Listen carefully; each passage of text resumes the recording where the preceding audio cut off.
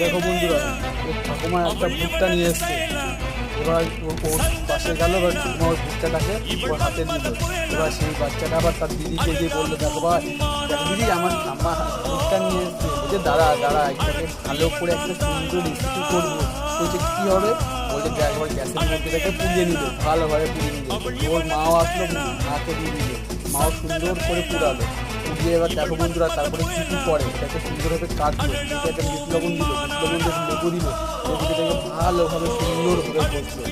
কষার পরে তারপর দেখো বন্ধুরা কী করে হয়, এবং তারপরে এটাকে কাটলো, কেটে এটাকে আর্ধেক আর্ধেক করলো, তার মধ্যে একটুখানি ধনে পাতা দিয়ে দিল। এবার দেখো তিনজন মিলে বসে কত সুন্দরভাবে খাচ্ছে। এবং ঠাকুমাকে একটু দিল না কেউ, কিন্তু কিন্তু বাচ্চারা দেখো কত সুন্দর, তার ঠাকুমার জন্য করে চিন্তা করে, সে একটা তার ঠাকুমাকে দিল। আর সে ঠাকুমাটা কত খুশি হলো।